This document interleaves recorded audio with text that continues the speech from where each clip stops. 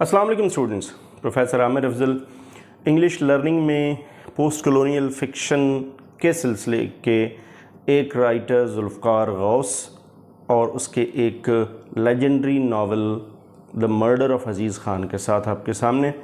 आपको याद होगा कि इससे पहले कि हमने वीडियोज़ में ज़ुल्फ़कार गौस की लाइफ हिस्ट्री, उनके वर्क्स और इस नावल की जो एक प्लॉट समरी थी वो ब्रीफली हमने डिस्कस की थी, कैरेक्टर्स हमने डिस्कस किए। अब अगर आपने ये समरी, ये इसकी टेक्स्ट या इसका प्लॉट अगर आप जानते हैं तो आपको ये भी पता होगा कि इसमें कौन कौन से ऐसे मेजर इश्यूज़ हैं, ऐसे कौन से मेन इश्यूज़ या थीम्स हैं जो कि इसमें एनालाइज़ किए जा सकते हैं। ब्रीफली इस वीडियो में मैं आपको थोड़ा सा इसके मेजर थीम्स या उन टॉपिक्स के बारे में बताऊंगा कि जिनको हम ज़्यादा डिटेल में एक्सप्लोर कर सकते हैं, या इवन अगर हम उसको रिसर्च के पॉइंट ऑफ व्यू से देखें तो हम इसमें से कुछ ऐसे टॉपिक्स निकाल सकते हैं कि जिनके ऊपर रिसर्च हो सकती है। फॉर एग्ज़ाम्पल अगर हम इसके थीम्स में आएँ तो सबसे पहली जो चीज़ हमें नज़र आएगी, जो कि मैं इससे पहले भी जिक्र कर चुका हूँ इसकी इंट्रोडक्शन में भी, कि ज़ुल्फ़कार गौस की ये सबसे बड़ी बात ये है, ख़ास बात ये कि उन्होंने अपनी ईस्टर्न लाइफ, अपना ईस्टर्न कल्चर, अपनी ईस्टर्न ट्रेडिशन जो है वो नहीं छोड़ी। यानी ईस्ट जो पंजाब का कल्चर, पाकिस्तान का कल्चर, उस कल्चर और उसकी सोसाइटी, उसके नॉर्म्स, उसकी ट्रेडिशन और जो कुछ भी उसमें मौजूद है उसको फॉलो किया। सो अगर आप गौर से देखें तो पूरी की पूरी स्टोरी जो है वो पंजाब के एक रूरल एरिया के बारे में है, एक गांव के बारे में है, उस गांव में बसने वाले बड़े दो ख़ानदानों के बारे में है, उस सोसाइटी की पॉलिटिक्स के बारे में है, और वहाँ पर जो आम तौर पर जिस तरह से रिलेशनशिप बनते और बिगड़ते हैं ये उसके बारे में है। सो सबसे पहली चीज़ तो जो थीम है इसका वो है कल्चर या हमारी ट्रेडिशंस। दूसरी जो चीज़ जो इसके बैकग्राउंड में मौजूद है, जो काफ़ी हद तक इसको इन्फ्लुएंस करती है, दैट इज़ द पॉलिटिक्स। अब पॉलिटिक्स को आप दो लेवल्स पे देख सकते हैं।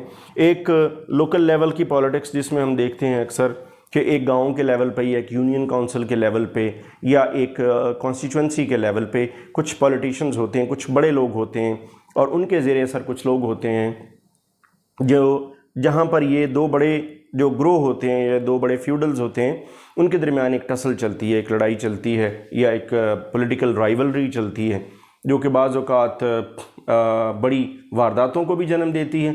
एट द सेम टाइम अगर हम इसको कंट्री के लेवल पे देखें, नेशनल लेवल पे देखें, तो जब ज़ुल्फ़कार गौस ने ये नावल लिखा तो उस वक्त ये मार्शल लॉ का पीरियड था, फील्ड मार्शल अयूब ख़ान का मार्शल लॉ था। और मार्शल लॉ में जैसा कि होता है एक फ़र्द वाहिद की हुकूमत, एक मिलिट्री डिक्टेटर की हुकूमत होती है, तो मिलिट्री डिक्टेटर जिस तरह से कवानीन बनाता है वो कानून हमने अज़ीज़ ख़ान के बेटे की हैंगिंग में भी देखी कि किस तरह से उसके बेटे को एक झूठे मुकदमे में एक बिल्कुल समरी ट्रायल के ज़रिए उसको हैंग कर दिया गया और उसका पूरा उस जो मुकदमा है उसकी सारी लवाज़मात या उसकी तमाम तर जो जुज़ियात हैं उसको नहीं देखा गया।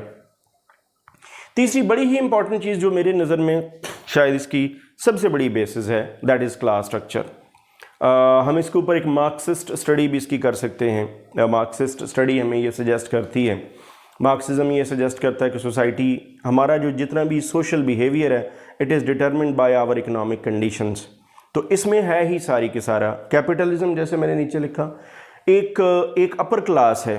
अपर क्लास में कुछ लोग इनके पास पैसा है, वही एग्रीकल्चर लगाते हैं, वही इंडस्ट्रियलिस्ट बनते हैं, वही फैक्ट्री बनाते हैं, वही वर्कर्स रखते हैं, वर्कर से काम लेते हैं, वर्कर ज़्यादा काम करता है, वर्कर के हिस्से में कम आता है, और जो इंडस्ट्री ओनर है, जो एक मालिकान हैं, जो कैपिटलिस्ट क्लास से ताल्लुक़ रखता है, उसके पास ज़्यादा पैसा है।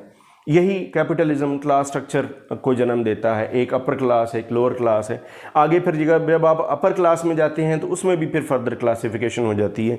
एक बिल्कुल एलीट क्लास है जो कि ना सिर्फ ये कि जिनके पास जागीर है, जिनके पास पैसा है, बल्कि जिनके पास पावर है, जिनके पास कानून बनाने की पावर है, जिनके पास कानून को तोड़ने की भी पावर है, जिनके पास पॉलिसी मेकिंग की पावर है, जो पार्लियामेंट में जाते हैं, जो कानून बनाते हैं, जब चाहे कानून तब्दील करते हैं, जब चाहे कानून को अपने हाथ से मरोड़ लेते हैं, जब चाहे कानून को जिस तरफ ले जाना चाहें वो ले जा सकते हैं।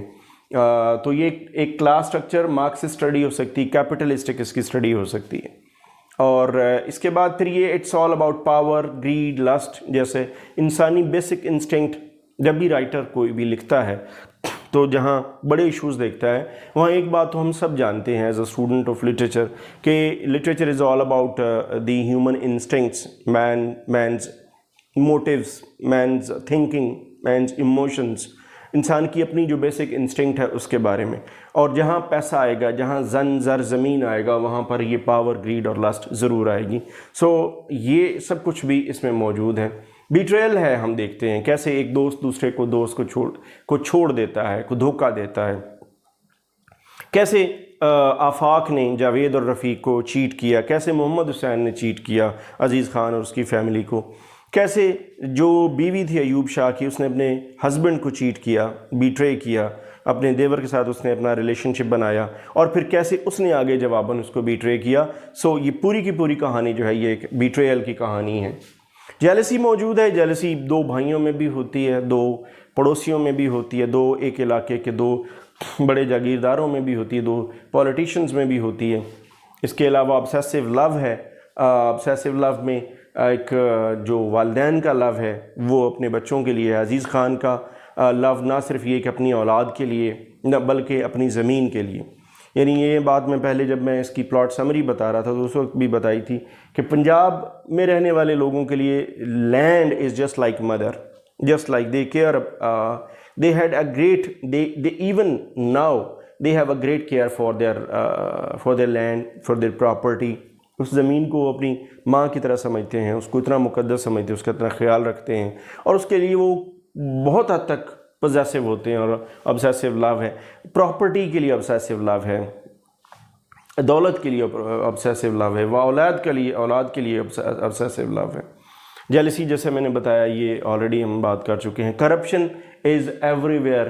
اور خاص طور پہ جب یہ ذوالفقار غوث نے یہاں پر لکھا کہ جب انہوں نے مائیگریٹ کر کے انڈیا سے پاکستان آئے تو it was the period of 50s and 60s. تو 50s اینڈ 60s میں یہ کہا بھی جاتا ہے کہ پاکستان میں کرپشن کی جو بنیاد تھی وہ اس دور میں 47 کے بعد جب مائیگریٹ کر کے لوگ آئے تو جو لوگ یہاں موجود تھے، جو وہاں سے آئے، تو ایلیجڈلی یہ ہوا کہ بہت سارے لوگوں نے جھوٹا کلیم داخل کیا، جائیدادیں لی، پراپرٹی لی، انڈسٹریز پر قبضہ کیا، لینڈڈ پراپرٹی پر قبضہ کیا. تو یہ کرپشن کی بنیاد وہاں رکھے گی. وہ سیم کرپشن جو ہے پھر آگے ملٹیپلائی ہوئی. It prolonged in the form of kind of industrialisation ہوئی ہماری لیٹ 50s اور 60s میں. اور اسی کی ایک مثال جو ہے یہ ناول بھی ہے، دا مرڈر آف عزیز خان. یہ مرڈر جو کہ ایکچولی مرڈر نہیں تھا، یہ سوئسائڈ تھی عزیز خان کی، بٹ اکارڈنگ ٹو رائٹر یہ ایک مرڈر تھا. Murder by society, murder by the betrayal of all the relationships and the corruption found in the country. So these are some of the major issues. انہی issues کو ہم اپنے questions میں discuss کر سکتے ہیں. ہم اسی میں سے ریسرچ کے اپنی پوائنٹس نکال سکتے ہیں، ریسرچ گیپس نکال سکتے ہیں اور اس کو فردر اسٹڈی کر سکتے ہیں. So here ends the series of lectures on the murder of Aziz Khan by Zulfiqar Ghaus. I'll come back in to have a discussion on some other book, on some other topic in next videos. Thanks for watching.